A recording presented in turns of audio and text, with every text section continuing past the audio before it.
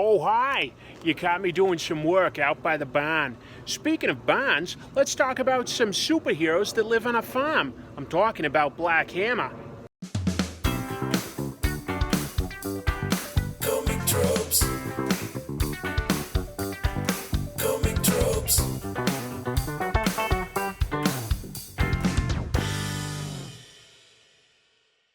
Hello, welcome to Comic Tropes. I'm your host, Chris. I love seeing superheroes deconstructed as much as the next guy. But at this point, we've all read Watchmen, which was pretty much the definitive take on the idea of what if superheroes existed in the real world. And I love seeing stories like that. I obviously like storytelling themes and ideas and tropes being explored. But there is another way of doing that doesn't involve deconstruction per se, and that is working with character analogues that represent popular character types. And basically this week, that's what I want to talk about, which I believe was done very effectively in the work of Black Hammer by writer Jeff Lemire. Only in retrospect does Jeff Lemire's career trajectory make sense. From his initial work, you'd never guess that he'd end up working on mainstream superhero titles. Lemire won the Xeric Grant in 2005, which for 20 years gave cartoonists the funds to self-publish their book. From there, he wrote and illustrated 3 stories for a comic called Essex County Trilogy that were published by Top Shelf. It seemed Lemire was on track to make indie comics about family, grief, past secrets, and stories set in the quiet farming community he grew up in. Following that, he began working for DC through Vertigo Comics on his title Sweet Tooth. It involved the sci-fi premise of humanity dying out and scientists trying to create human-animal hybrids to survive. But that's background dressing for a story about Gus and his protector, Jeopard. At this point, I think it's worth noting that a lot of Jeff Lemire's writing will deal with parents and their relationship with their children, or at least something approximating that relationship. I personally am a sucker for a father-son relationship where they each mean well, but there's just a generational gap that divides them somehow, that keeps them from connecting perfectly. That kind of stuff always hits me right in the feels. I'm also a sucker for Canadian beer, and a lot of Jeff Lemire's work is set in or has characters from Canada, so that's as good an excuse as any to drink some Canadian beer. Let's do it. We'll also keep analyzing the comic. There is certainly an indie quality to a lot of Jeff Lemire's work, but he had done well at Vertigo, and DC had him write some of their superhero stuff in the 2010s, most prominently Animal Man, following their rebooted continuity for the New 52. Lemire focused the title on protagonist Buddy Baker and his relationship with his family, especially his daughter, who begins to exhibit his same powers of connecting with a field called the Red, which connects all animals. Jamie Delano had introduced the idea during his run as a counterpoint to Alan Moore's creation of the Green in Swamp Thing.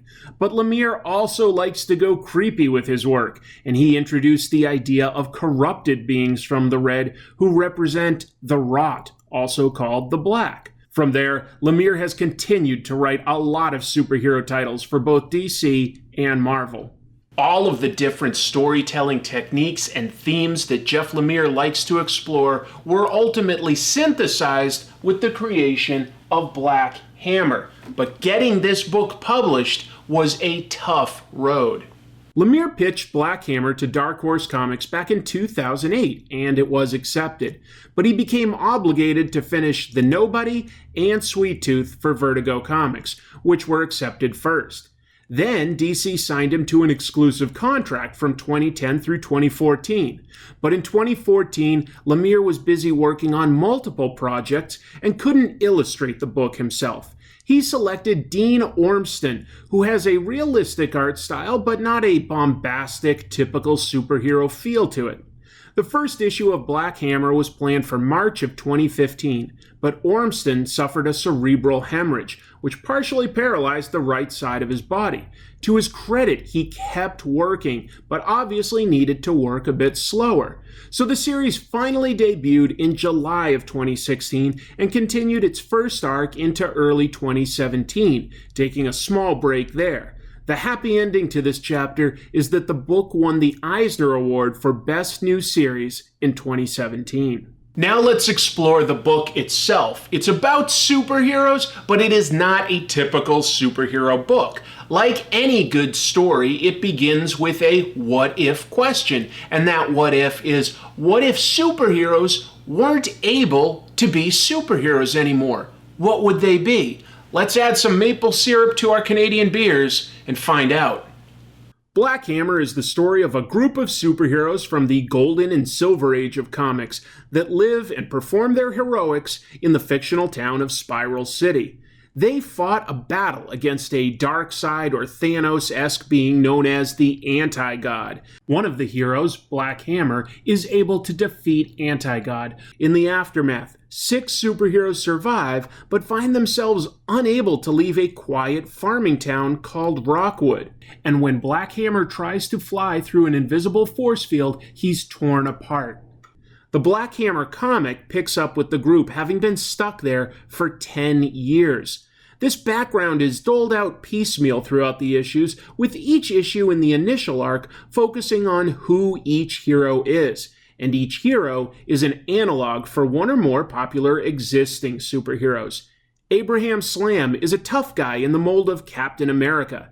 In the present day in Rockwood, he's the most comfortable with their new situation. It's a type of retirement, and he's a normal-looking guy who starts a romance with a waitress at the local diner.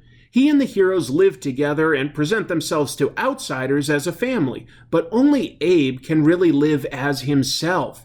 He has the confidence, stamina, and leadership of Captain America, but he now lacks a mission. Still, he more or less feels at peace with the situation and is happy to not have to fight any longer. Meanwhile, the superhero Golden Gale presents herself as Abe's 9-year-old granddaughter, but she's at least as old as Abe. Her origin is like that of Captain Marvel, except when she transforms into her superpowered form, it's the same age as when she gained her powers. In real life, Gale ages, but when she transforms into a superhero, she's a preteen. After the event that strands her in Rockwood, Gale is miserable. She is trapped in her young form. She has to repeat grade school every year to keep up appearances, but she's an adult that longs for adult companionship. The book spends a good amount of time dealing with the very strange father-daughter relationship that she has with Abe, as well as an unrequited love for our next character. That said, we've already got 2 of Lemire's personal writing tropes. We've got the quiet farm setting and the mentor-mentee relationship. You could also call it a parent-child relationship. Let's see what else we've got. Barbalian is a clear analog for Martian Manhunter. He's an alien from Mars who can fly and shapeshift to look human. But beyond being alien, he's also gay, and thus feels removed twice over from his community. Barbalian is easygoing and loyal to the team, but at heart, he's not a warrior. He's a diplomat, just as we're told his father was. He handles a lot of the peacekeeping, but is, at least in the initial arc, not happy in Rockwood. When needed, he pretends to be Mark, one of Abe's sons. Less involved with the family, or even attempting to blend in, are the characters Colonel Weird, Madam Dragonfly, and Talkie Walkie. Colonel Weird is a man much like Adam Strange, who went out into space and had adventures, but he also went through some kind of dimensional rift that causes him to experience time non-linearly. It drives him slightly crazy. He's kind and heroic, but most of the time disoriented. He has a robot assistant, Talkie Walkie, who more or less serves as the mother figure in the house, often seen performing cooking and cleaning duties. In her free time, she relentlessly works on probes to figure out what's beyond Rockwood, which eventually leads to more characters being introduced towards the end of the first arc. Among these is the daughter of Black Hammer and Dr. Star, who is like a retired Starman and is even named James Robinson after one of the writers of Starman.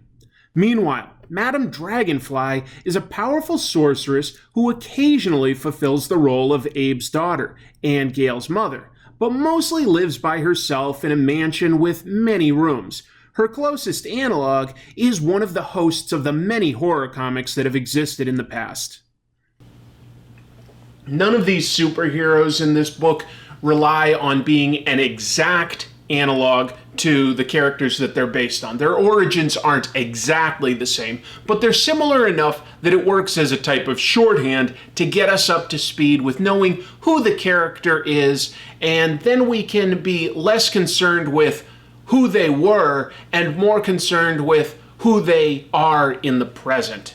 The stories focus on the day-to-day activities of each member of the team trying to fit in. But superheroes don't fit in, they're different. Some of these characters, like Gale and Barbalian, can fake fitting in, but it's a miserable experience. Getting caught in school smoking or getting rejected romantically. On top of the stories looking at extraordinary people attempting to live ordinary lives, Black Hammer comments on comic book history itself.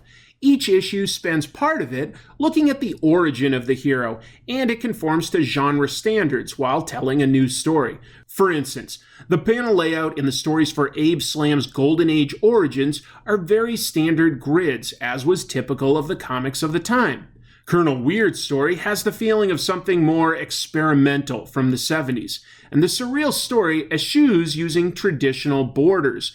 Where panel borders are used in comics to represent the passage of time, it helps us visually experience how Colonel Weird experiences time non-linearly. When the first 13-issue story arc ends, the title went through a type of reboot reminiscent of stuff like Crisis on Infinite Earths. At the end of the day, the superheroes operate as a type of dysfunctional family. This is well exemplified in the issue where Abe's local waitress girlfriend Tammy asks to meet his family for dinner. Initially, Gale rebels, and Barbalian doesn't enjoy playing the part of Mark.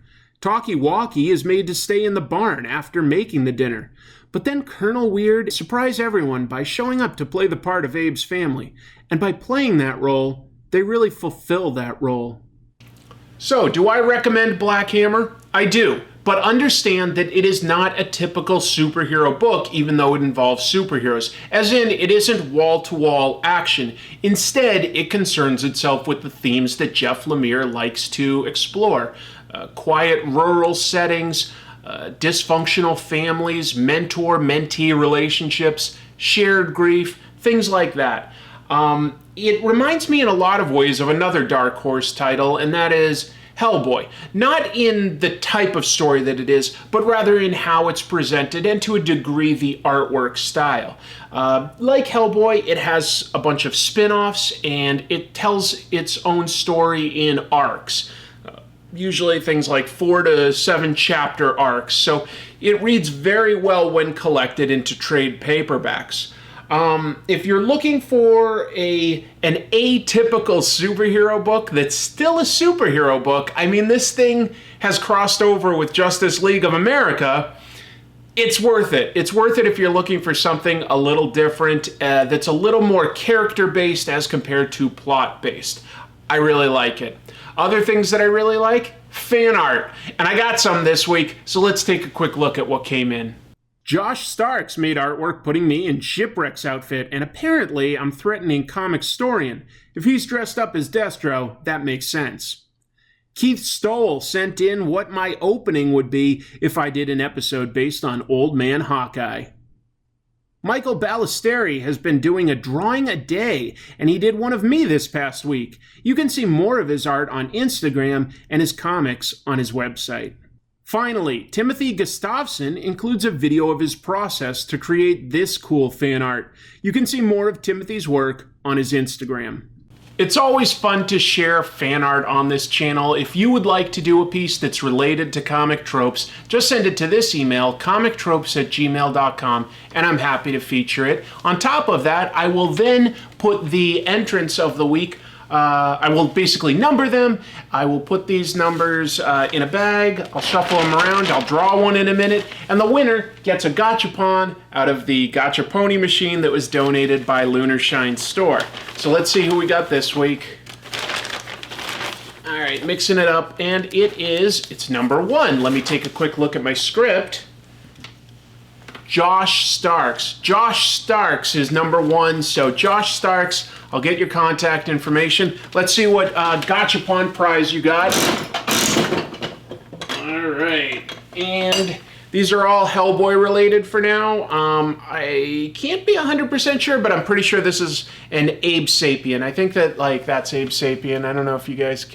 Yeah, that doesn't look like much of anything right now. Maybe if I had a sharper camera. That's something I'm looking into. Speaking of things that I'm looking into for the channel, next week I've got a great episode planned. Excuse me, hiccuping from the beer. But next week I'm going to discuss a popular current manga. Looking forward to that. That should be a lot of fun. Got some great episodes lined up ahead that I'm sure you guys will be excited about. Hope you enjoyed this one. Maybe a little shorter, but I really wanted to drill down on the themes that a modern writer was using. And Jeff Lemire is definitely an interesting voice.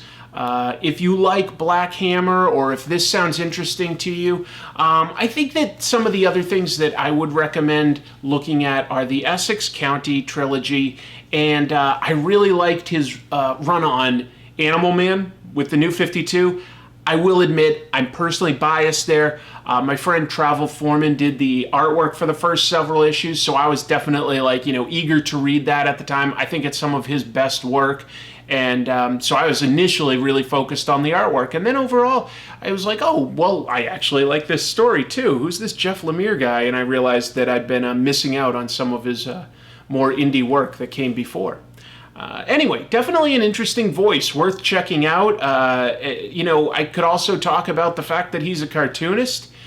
He drew his initial stuff. And I always love it when there's a creator that does more than one thing. In a lot of ways, every creator these days does more than one thing because so many of them are responsible for generating their own publicity. And with all these social media channels, a lot of talent has to promote their own work and connect as much as they can. But anyway, I had a good time making this episode. I appreciate your support. Remember to like and subscribe. If you want to support this channel in a bigger way, I've got Patreon where you can support me on an ongoing basis, really support the show. And then if you wanted to just leave a one-time tip, that's why I have coffee. So anyway, enough out of me for self-plugging and stuff. Just I'm really excited to get to the next episode. Hope you enjoyed this one, folks. Until I see you next time, keep reading comics.